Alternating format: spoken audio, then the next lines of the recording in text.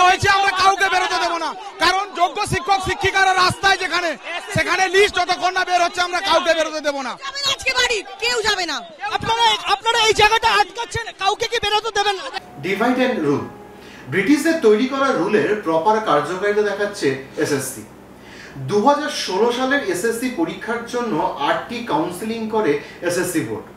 হঠাৎ করে বলছে 3টি কাউন্সিলিং পর্যন্ত বৈধ, বাকিরা অবৈধ। মানে বাকি যে 5টা কাউন্সিলিং করে এসএসসি বোর্ড সেটা সম্পূর্ণ অবৈধ।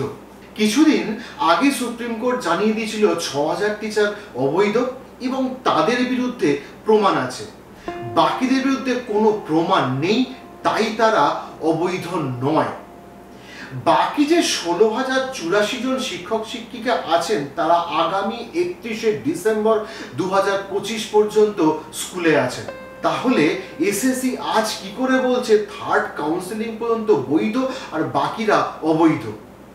এসএসসি বলে কি করে? সুপ্রিম কোর্টের কি ওপরে গেছে এসএসসি, নাকি এটা ব্রিটিশদের ছেড়ে যাওয়া যে ডিভাইড অ্যান্ড রুল সেটাকে আরেকবার ঝালিয়ে নিচ্ছে? কোনটা?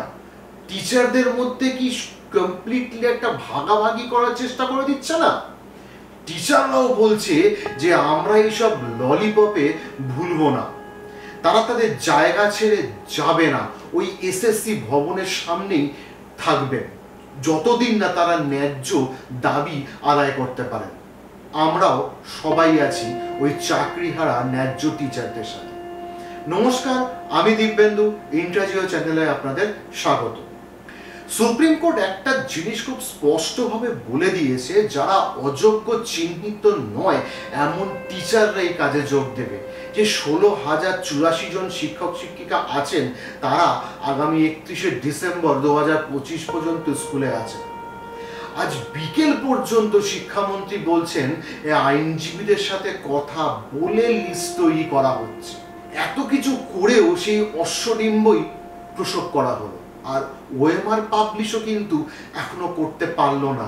তাদের কাছে থাকলে তো তারা ওএমআর পাবলিশ করবে। আর 16,000 শিক্ষক শিক্ষিকা কি বলছেন? তারা পরিষ্কার বলে দিয়েছে যতক্ষণ না আমাদের দাবি মিটবে ততক্ষণ আমরা রাস্তাতেই থাকব। এবং করুণাময়ী থেকে এসএসসি ভবন পর্যন্ত শুধু শিক্ষক শিক্ষিকারাই দাঁড়িয়ে আছে। কেউ কেউ আবার জামা কাপড় পর্যন্ত নিয়ে এসেছে। ফলে এই রকম নয় যে শুনলাম আর চলে গেলাম। তাদের দাবি ওএমআর পাবলিশ করতে হবে ওয়েবসাইটে, যোগ্য টিচারদের লিস্ট বের করতে হবে, তারপর আমরা যাব। কিন্তু কোথায় কি? যা ছিল তাই রইল। ক্লাসরুমে পড়ে রইল চক, ডাস্টার, ব্ল্যাকবোর্ড, আর টিচাররা রইল রাস্তায়। আমাদের নিজেদের বাড়ি নেই, কেউ যাবে না। আগে চাকরি জন্য তুমি যাবে বা যাবে। মাস্টার থেকে মাস্টারদা হতে আমাদের বাধ্য করবেন না, তাহলে আমরা মাস্টার থেকে মাস্টারদাও হতে পারি। আমাদের বাধ্য করা হবে না। আজকে আমাদের ভবিষ্যৎ নিয়ে খেলা হচ্ছে। কি অপরাধ করেছি? ফার্স্ট, সেকেন্ড, থার্ড কাউন্সিলিং এ প্রচুর অযোগ্য রয়েছে, তা আমি 4th কাউন্সিলিং এ, এটা আমার অপরাধ? এটা কি আমার অপরাধ? তারা আমাকে কেন আগের কাউন্সিলিং এ অযোগ্যরা থেকেছে, আজকে আমরা মাস্টার থেকে মাস্টারদা হব। আদালত 6,000-এর বেশি যেসব প্রার্থীদের অযোগ্য বলে দিয়েছে স্যালারি পোর্টালে, তাদের কিন্তু এখনো নাম আছে। সেই নিয়ে অলরেডি হাইকোর্টে কেস হয়ে গেছে। সুপ্রিম কোর্ট কিন্তু যাদের অবৈধ বলেছেন তাদের নাম এখনো পোর্টালে আছে, কিন্তু যাদের অবৈধ বলেননি তাদের বাদ দেওয়ার চেষ্টা চলছে। এসএসসি চেয়ারম্যান বলেছেন যারা 4th কাউন্সিলিং থেকে চাকরি পেয়েছে তারা আর কাল থেকে টিচার নয়, বেতন পাবে না। এবং এই 4th কাউন্সিলিং কিন্তু হয়েছে হাইকোর্টের রায়ের পরে। এবং যারাই এই 4th কাউন্সিলিং থেকে চাকরি পেয়েছে, মানে 4th থেকে আপ টু 8th কাউন্সিলিং পর্যন্ত, তারা আন্দোলন করে তারপরই তারা চাকরিটা পেয়েছে। আন্দোলন করার পর তারা কাউন্সিলিং করেছে, তারপর চাকরি পেয়েছে, এবং সেটাও সেই হাইকোর্টের রায়েরই এগেনস্টে। তাহলে এতদিন এসএসসি কি করছিল?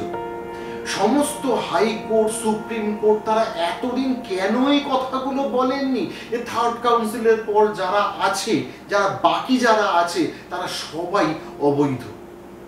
এসএসসি চেয়ারম্যান বলেছেন আইনজ্ঞদের সঙ্গে পরামর্শ করেই এই লিস্ট বানানো হয়েছে, আর কিছু করার নেই। কি হলো জানেন?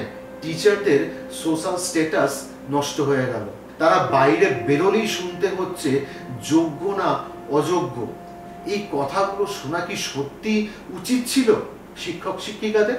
কিছু লোকে দুর্নীতির দায় আজকে শিক্ষক শিক্ষিকাদের উপর চাপিয়ে দেওয়া হচ্ছে। এই শিক্ষক শিক্ষিকাদের পার্মানেন্ট ডেস্টিনেশন হয়ে গেল এসএসসি ভবনের সামনের রাস্তা। আমরাও দেখি এই শিক্ষক শিক্ষিকারা আর কতদিন রাস্তায় থাকে।